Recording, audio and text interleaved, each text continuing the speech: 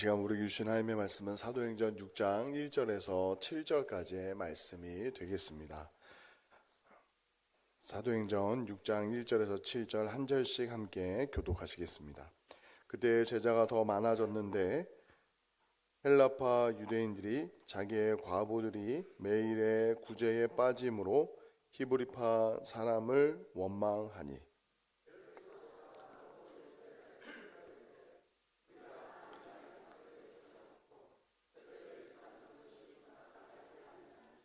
형제들아, 너희 가운데서 성령과 지혜가 충만하여 칭찬받는 사람 7을 택하라. 우리가 이 일을 그들에게 맡기고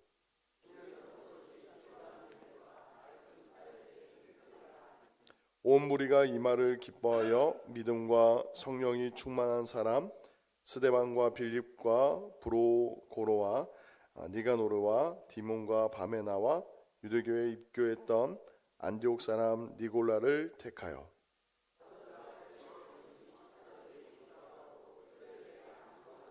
함께 읽겠습니다. 하나님의 말씀이 점점 왕성하여 예루살렘에 있는 제자의 수가 더 심히 많아지고 허다한 제사장의 무리도 이 도에 복종하니라. 아멘. 이 시간에는 오교구에서 함께 나와서 하나님 앞에 찬양으로 영광 올려드리겠습니다.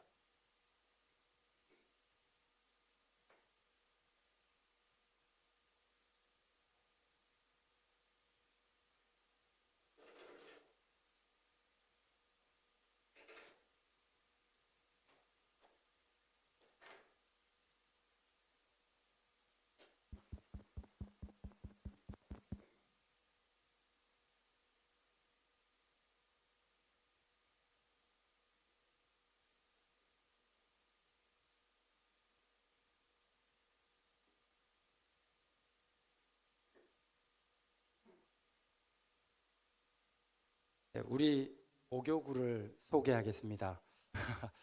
맨 앞줄이 13구역입니다. 인사 13구역만 인사하겠습니다. 그리고 두 번째 줄이 14구역입니다. 차렷 인사 14구역.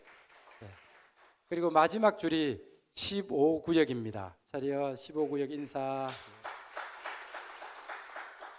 우리 교구를 위해서 많이 기도해 주시기 바랍니다. 하나님 앞에 특송 올려드리겠습니다.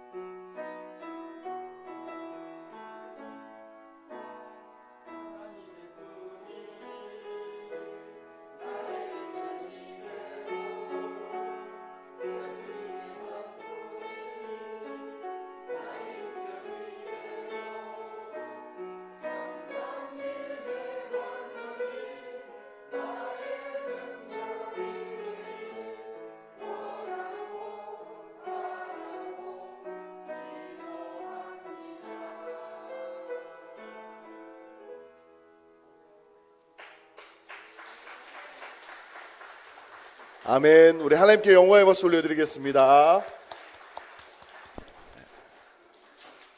예, 그 지난주에 우리 구역장님, 관찰님, 교구장님들이 이제 찬양을 시작으로 해서 이제 오늘은 5교구, 이제 주보에 광고된 대로 이제 다음 주에는 4교구 해서 이제 교구별 또 이렇게 찬양이 이제 시작되면서 자연스럽게 또 하반기에는 각 구역 모임이 활발하게 또 시작될 줄 믿습니다. 네. 믿습니다. 네. 우리 옆에 분들과 한번 이렇게 인사하겠습니다. 우리는 그리스도의 몸입니다. 오늘 복음을 위한 구조라는 제목을 가지고 함께 하나님의 말씀을 나누고자 합니다. 원래는 제가 오늘 전할 말씀을 그 지난주 재직 헌신 예배 때 함께 나누려고 제가 한 달 전부터 이렇게 준비했던 말씀인데 지난주에는 이제 감사라는 주제를 가지고 또 말씀을 전하다 보니까 오늘 연이어서 이렇게 말씀을 나누게 되었습니다. 우리가 교회라고 이야기할 때 교회는 복음을 전하는 공동체입니다. 그런데 복음이 증거되는 일에 가장 큰 장애물은 외부에 있을까요? 아니면 내부에 있을까요? 초대교회의 모습을 보면 그 답을 금방 찾을 수 있습니다. 우리는 흔히 복음을 증거하는 데 있어서 가장 큰 걸림돌이 밖에 있다라고 생각하는 경향이 있습니다. 그런데 초대교회를 살펴보면, 역사를 살펴보면 그렇지 않습니다. 우리가 사도행전이나 복음서의 내용들을 살펴보면서 이미 알고 있지만 교회에는 끊임없는 외부적인 핍박과 고난과 박해, 이제 공격이 있어 왔습니다. 로마 황제 숭배 사상에 반하는 교회, 예수 그리스도를 나의 주 나의 하나님, 살아계신 하나님 한 분만을 온전히 섬기는 교회는 그 죄악된 세상에서 죄악된 질서가 판을 치는 그 외부의 세력으로부터 끊임없는 공격과 위협을 받았습니다. 근데 여러분들이 잘 아시는 대로 그 로마 제국의 300여 년 기간 동안에 교회는 더 큰 성장과 부흥을 경험했습니다. 밟아도 어떤 의미에서 잔혹한 십자가의 형틀에 예수님만 죽임을 당하셨던 것이 아니라 우리가 잘 아는 사도 베드로를 포함한 수많은 사람들이 순교의 피를 흘렸음에도 불구하고 그 박해 속에서도 주의 몸된 교회는 더 견고하게 뿌리내리고 자라갔습니다. 그런데 오늘 본문 사도행전 6장에서 보여주는 것처럼 교회의 위기가 찾아왔던 것은 내부의 갈등이었습니다. 내부의 갈등. 오늘 본문 6장 1절 말씀에 보면 그때에 제자가 더 많아졌는데 헬라파 유대인들이 자기의 과부들이 매일의 구제에 빠짐으로 히브리파 사람을 원망하니 라고 기록하고 있습니다. 여기서 주목해야 될 표현은 무엇이냐면 원망을 살펴보기 전에 6장 1절 상반절에 기록되어 있는 그때의 제자가 더 많아졌는데 라는 표현입니다. 교회가 이미 성령의 능력 가운데 부흥하고 있습니다. 제자의 수가 그냥 무리 군중의 수가 늘어난 것이 아니라 예수님을 믿고 따르는 제자의 수가 점점 더 많아지고 있는데 그 많아지는 상황 속에서 어떤 문제가 생겼습니까? 원망이 터져 나오는 거예요. 원망이 터져. 유대 본토에 남아있는 유대 그리스도인들보다 어떤 의미에서 헬라파 유대인들, 디아스포라 유대인들이라고 하죠. 로마 전역에 흩어져 살고 있던 디아스포라 유대인들 중에 예수 그리스도를 주로 영접하고 예루살렘 교회에 편입된 사람들이 훨씬 더 많았던 것 같습니다. 그런데 우리가 오늘 오전 예배 때 고린도후서 8장을 살펴보면서 예루살렘 교회 가운데 극심한 기근과 또 어려움이 있어서 마게도냐와 소아시아 교회들도 예루살렘 교회를 도와야 될 상황이 있었다라고 말씀을 드리지 않았습니까? 아무래도 예루살렘 교회 안에는 이 구제와 나눔의 문제가 굉장히 중요했던 것 같습니다. 특별히 제가 언젠가 사도행전을 강의하면서도 말씀을 드렸지만 예수님을 믿는 것 때문에 당시에 마을 중심의 경제 공동체에서 소외됐던 그리스도인들은 그리스도인들과 함께 모여서 또 하나의 공동체를 만들면서 살아갈 수밖에 없었어요. 흔히 말하는 유무상통을 했던 그 형태는 2000여 년 전에 그 로마 사회 안에서 신앙의 자유를 지키기 위한 신앙의 정신을 신앙의 그 복음의 본질을 지키기 위한 불가피한 선택이었습니다. 그래서 자신의 소유를 다 팔아 자신의 것을 내 것이라 여기지 않고 다 나누는 삶을 살 수밖에 없었던 그때, 그 예루살렘 교회 안에 문제가 생긴 거죠. 어떤 문제입니까? 자신과 더 가깝게 여겨져 있는 사람에게 팔이 안으로 굽은 거죠. 유대 그리스도인들, 그 유대 본토에 남아있던 개종한 그리스도인들이 저 각 지방에서 물밀듯 복음의 사모함으로 들어왔던 헬라파 유대인들에 대해서, 특별히 헬라파 유대인의 과부들에 대해서 조금 그 필요를 채워주는 일에 있어서 소홀함이 있었던 것 같습니다. 여러분들도 한번 생각해 보십시오. 이 문제를 단순히 교회 안에서의 문제라고만 이렇게 생각하실 것이 아니라 조금 폭넓게 한번 생각해 보시면 지금 한국 교회가 직면하고 있는 문제하고 크게 다르지 않습니다. 교회 안에 우리가 잘 둘러보면 다문화 가정이 우리 교회는 잘 없어요. 근데 실상은 경산만 가더라도, 이제 경북 조금 도시로만, 중소도시로만 가더라도 얼마나 다양한 피부색과 언어와 문화를 가진 분들이 결혼이라는 틀 안에서 우리나라에 정착해서 살아가고 있는지 모릅니다. 그런데 그분들이 소수가 아니라 다수가 되었다라고 한번 생각해 보십시오. 우리 교회, 송정교회 안에 언어와 문화가 다른 분들이 예수님을 믿는다는 이름 하에 함께 신앙생활을 하는데 소수가 아닌 다수가 됐어요. 송정교회에서 50년, 60년, 70년 함께 신앙생활을 했던 분들에게 친밀감과 가족 같은 정을 느끼는 것 너무나 당연하지 않습니까? 근데 하나님께서 어떤 큰 복을 주셔서 송정교회 안에 새로 등록하고 그냥 등록하는 것이 아니라 이 대한민국 사회 안에 새롭게 편입된 많은 분들이 복음의 복된 소식을 듣고자 막 물밀듯이 몰려온다고 한번 생각해 보십시오. 6장 1절의 표현처럼 제자의 수가 점점 더 많아지는데 우리가 기대하고 원했던 대구 경북의 정서에 익숙한 분들이 아니라 타지에서, 심지어는 외국에서 온 분들이 우리 교회를 막 들어오시는 거예요. 100명, 200명이 아니라 1000명 이상이 왔다고 한번 생각해 보십시오. 그럼 여러분들의 손이 인지상정으로 어디에 익숙하게 펴질까요? 예전부터 익숙하고 잘 알고 지냈던 사람, 우리의 정서에 맞는 사람에게 더 먼저 마음이 가겠죠. 그런데 오늘 본문은 지금 교회가 무엇에 더 집중해야 되는지를 도전하고 있습니다.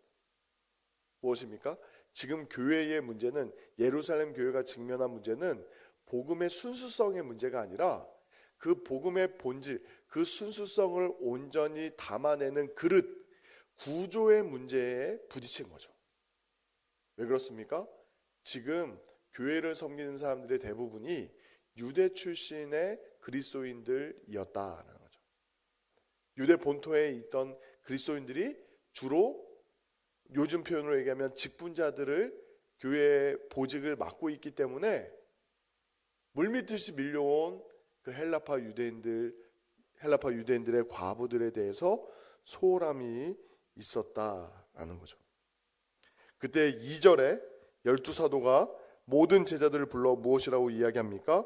우리가 하나님의 말씀을 제쳐놓고 접대를 일삼는 것이 마땅하지 않다. 저는 이 짧은 2절의 말씀 속에서 두 가지 굉장히 큰 도전을 받았습니다. 첫 번째는 당시에 교회 지도자였던 12사도들이 교회 안에서 일어나는 문제를 정직하게 인정했다라는 거예요. 갈등의 요소를 정직하게 인정했다. 그냥 은혜가 좋은 게 좋은 것이라고 입 꾹 다물고 기도만 해라는 식으로 억누르고 그 불만을 잠재우려 했던 것이 아니라 그 갈등의 원인을 있는 그대로 인정한 거죠. 뿐만 아니라 그 다음에 문제를 풀어가는 데 있어서 본질과 비본질을 구분했습니다. 본질은 우리가 흔히 말씀과 기도만 본질이다라고 오해하는 경향이 있는데 그렇지 않습니다. 교회의 본질에는 하나님을 예배하는 것뿐만 아니라 말씀과 기도뿐만 아니라 동시에 주의 몸된 교회로서 가난하고 병든 자들, 소외되기 쉬운 그 과부와 같은 이들을 돌보고 세우고 그 필요를 채워주는 구제도 교회 사역의 본질이었습니다. 그런데 지금 사도들이 비본질로 분류하는 것이 무엇입니까? 흔히 교회 신앙생활에서 우리가 쉽게 상처받기 쉬운 끼리끼리의 문제를 비본질로 본 거예요.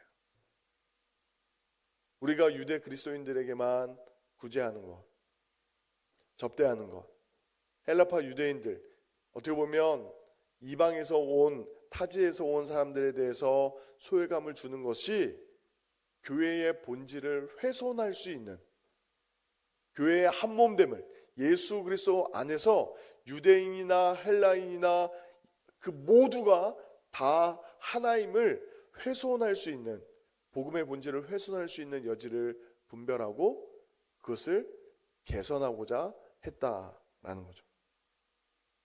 사랑하는 송정교회 안에 날마다 복음의 본질을 분별해내고 날마다 주의 성령과 말씀의 은혜 가운데 개혁되고 변화하고 성장하고 성숙하는 은혜가 있기를 예수님의 이름으로 축원드립니다.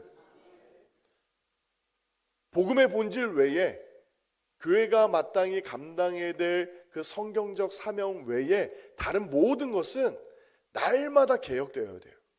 날마다 개혁되어야 돼요.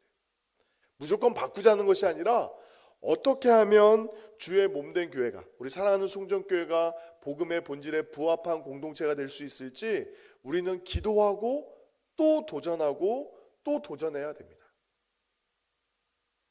어제 그 카톡상에서 우리 당회 안에서 의논된 게 있었어요.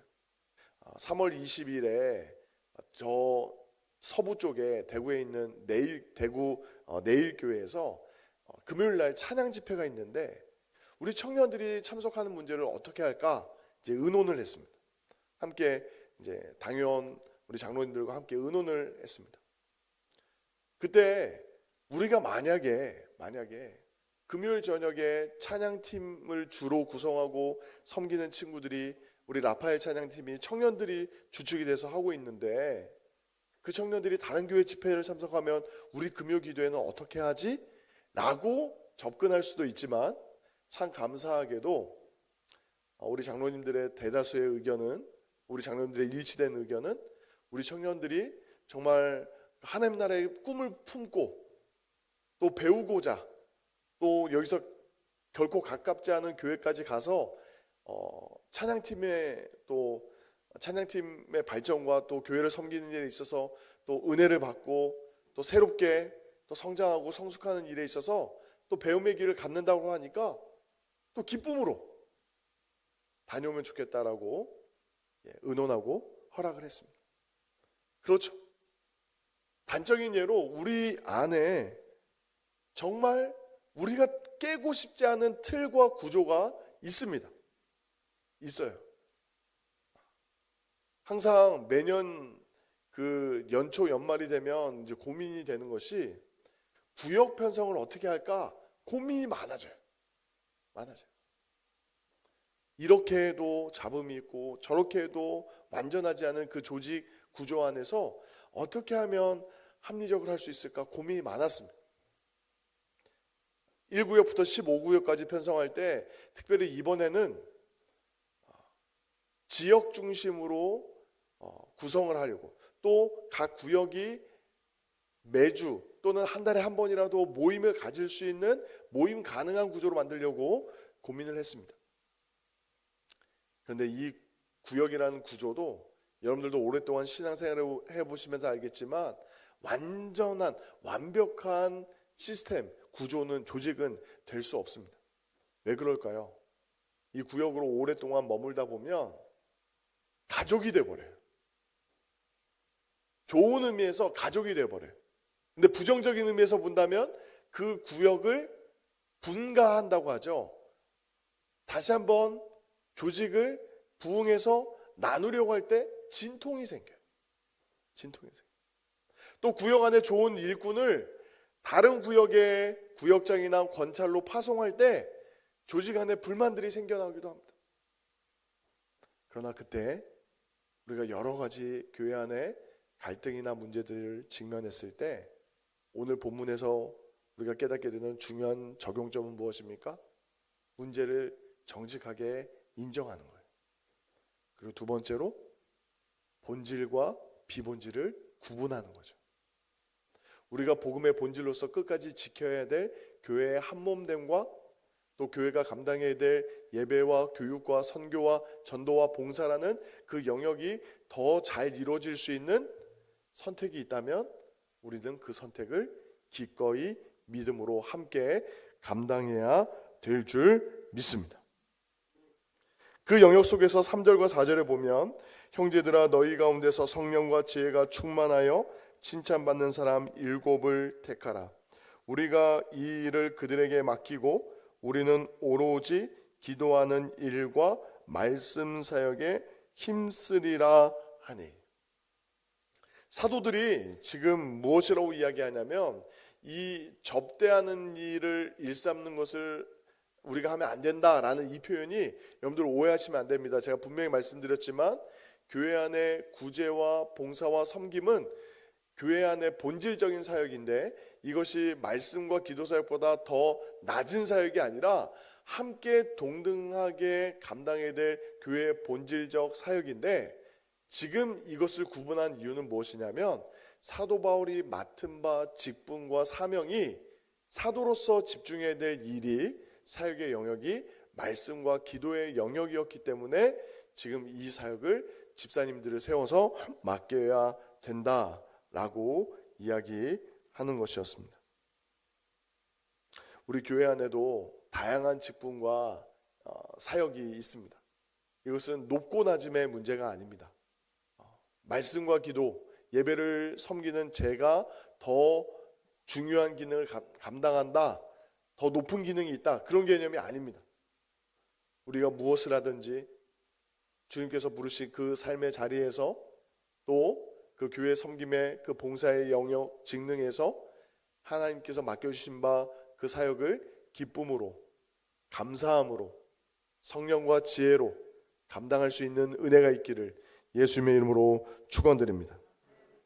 그런데 이 일에 있어서 우리가 또한 주목해야 될 표현은 무엇이냐면 우리가 그냥 지나칠 수 있는 5절인데 이 5절에 보면 7 집사님들의 이름이 나와 있는데 스데반과 빌립과 브로고로와 니가노르와 디몬과 바메나와 유대교에 입교했던 안디옥 사람 니골라.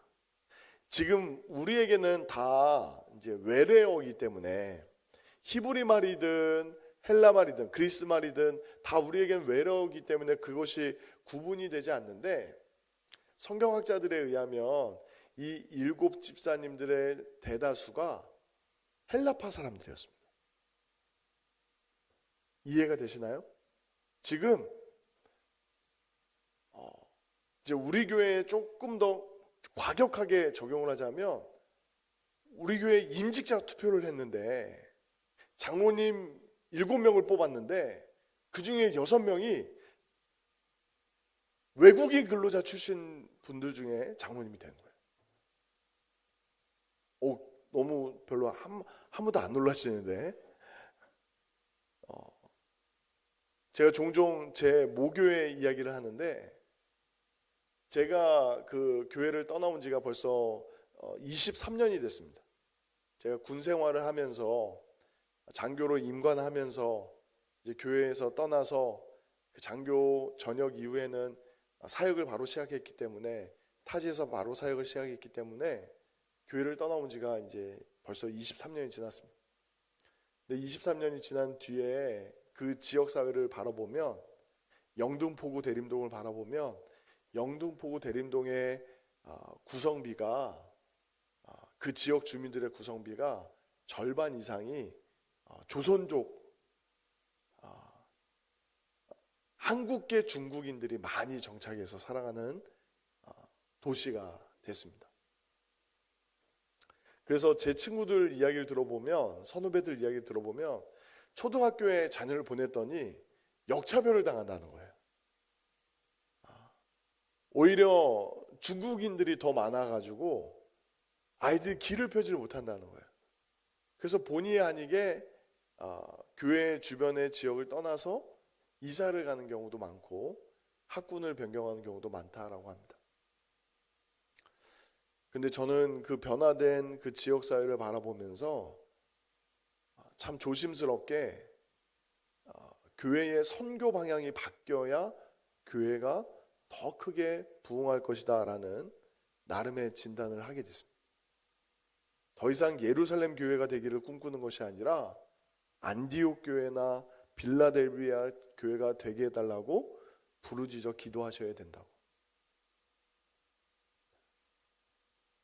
연어처럼 흩어졌던 많은 그 어린 시절 그 제 모교에서 은혜 받았던 사람들이 다시 돌아와서 교회를 다시 한번 재구성하고 우리에게 익숙한 그 예전에 은혜 받았던 공동체를 또 한번 세우기를 원하고 꿈꿀 것이 아니라, 하나님이 원대한 선교의 계획 속에서 수많은 중국인들을, 정확히 표현하면 한국계 중국인들을 보내주셨다면, 그들이 이 땅에 돈을 벌기 위해서 많이 왔다고 하더라도 이 땅에 정착해서 또 한 명의 대한민국 국적을 가진 새로운 삶을 시작했던 분들이 또 있다면, 그분들을 위한 교회로 다시 재도역하고 거듭나지 않으면 교회에 소망이 없다고. 그런데 그 일을 지금도 사실 큰 충격인데, 제가 왜 이런 표현을 드리냐면, 한 작년 600~700명이 모이는 교회에 전도 축제를 하면 한국계 중국인들이 200명, 300명씩 온대요. 근데 그분들이 정착해서 소그룹으로 편성돼서, 구역으로 편성돼서 같이 소그룹을 하려고 해도 그분들을 감당해낼 구역장이 없다는 거예요. 때로는 거칠고 언어와 문화도 다르고 정말 선교적인 마인드로 그분들을 섬길 수 있는 구역장이 준비되어 있지 않으니까 정착을 잘 못한다는 거예요. 정말 이 이야기가 우리 사랑하는 송정교회는 정말 머나먼 다른 나라 이야기처럼 혹시 들리십니까? 아닙니다. 제가 앞으로 20년 이상 이제 더 현직에서 목회를 할 텐데, 적어도 10년 안에는, 빠르면 5년 안에는 이 땅 가운데 많은 외국인들이, 또 한국에 정착해서 살고자 하는, 우리 표현으로 얘기하면 이방인들이 대한민국 국적을 가지고 살아가려고 물밀듯이 밀려올 수 있습니다. 그때 우리는 어떻게 해야 될까요? 우리 교회만 조금 안정적으로 그동안의 전통과 질서를 가지고 예배하면 되지 않을까 생각할 것이 아니라 기도로 준비하셔야 돼요. 기도로. 그 사명은 다른 교회가 있으면 좋겠습니다라고 미룰 것이 아니라 기도하셔야 된다고요. 하나님께서 허락하시면 믿음으로 전 세계 열방을 품고 기도하고 섬기고 예배할 수 있는 송정교회가 되게 하여 주옵소서. 기도해야 될 줄 믿습니다. 제가 왜 이런 말씀을 드리냐면, 지금 대구 경산에 있는 대학교 학생들의 정말 많은 숫자가 이미 외국인들 청년들로 가득 차 있거든요. 가득 차 있어요. 물론 그들이 3년, 4년 짧은 기간 공부하다가 어떻게 보면 취업이란 학적을 걸어두고 일하러 돈 벌러 왔는 청년들도 많이 있겠지만 그들의 많은 숫자 중에 이 대한민국의 인구 점점 소멸되어 가고 있는 이 대구와 경산 지역에 정착해서 살아가는 우리의 공동체의 일원들이 될 수 있다. 또 여기서 복음을 듣고 또 각 지역 열방으로 흩어져서 주의 몸된 복음을, 주의 생명의 복음을 증거하고 나눌 수 있는 또 하나의 선교사다 라는 것을 생각하면서 우리가 기도해야 됩니다. 언젠가 한번 선교위원회에서 함께 모여서 또 우리 당회원분들이 선교위원이시니까 기도하는 가운데 국내 선교지를 더 늘린 곳이 있습니다. 하나는 방송 선교를 하는 극동방송이 있고 또 하나는 대신대학교예요. 여러분들 대구신학대학교, 대신대학교를 위해서 계속 기도하셔야 되는데 대신대학교의 절반 이상이 외국인 유학생들입니다. 더 이상 한국인들로 수급할 수 없기 때문에 그 외국인들을 영입한 것도 입학을 한 것도 있지만 하나님의 놀라운 구원의 계획 속에서 외국인들을 복음으로 훈련시켜서 열방으로 파송하기 위한 선교 전략인 줄 믿습니다. 우리가 기도해야 돼요. 기도해야 돼요. 그리고 정말 하나님의 때에 사랑하는 송정교회 가운데 하나님이 큰 은혜를 주시면 그 대신대학교의 유학 온 신학생들 중에는 우리가 마치 영적인 입양을 해서 마치 바울이 디모데를 양육하는 것처럼 정말 한 사람의 귀한 외국인 사역자를 우리가 품어낼 수 있는 일까지 하나님이 훗날에 송정교회에 허락해 주시기를 예수님의 이름으로 축원드립니다. 말씀을 정리하겠습니다. 오늘 우리가 이 사도행전에 기록된 예루살렘 교회의 이야기가 2000년 전 그 옛날에 교회 안에 있었던 갈등을 풀어냈던 이야기로, 옛날 이야기로 생각할 것이 아닙니다. 이제 주님 다시 오실 날이 점점 다가오고 있는 이때에 전 세계 가운데는 전쟁과 난리와 소문이 계속 들려오는 이때에 우리가 교회가 감당해야 될 사명, 본질을 더 명확히 하면서 동시에 우리 안에 익숙해져 버린 껍데기와 같은 비본질들을 벗어버릴 준비를, 허물을 벗어버릴 준비를, 우리에게 익숙해져 버린, 낡아져 버린 장막과 같은 예전에 익숙했던 우리의 경험과 질서들을 본질이 아니라면 벗어버릴 준비를 해야 된다라는 거죠. 그리고 주님께서 지금 대구와 경북과 열방을 복음화하는데 사랑하는 송정교회를 힘껏 쓰실 수 있도록 우리가 말씀과 기도에 전념할 뿐만 아니라 우리 안에 복음을 위한 구조를 기도하는 가운데 잘 준비해야 될 줄 믿습니다. 작게는 이 구역과 교구가 잘 정비되어야 될 뿐만 아니라 더 나아가서는 다음 세대를 위한 교회학교 구조를 더 탄탄히 할 뿐만 아니라 더 나아가서 특별히 여러분들 이 차를 타고 운전하시다 보면 대구와 경산 지역을 이렇게 통과하시면서 들은 이야기 들어보셨습니까? 대구는 교육의 도시예요.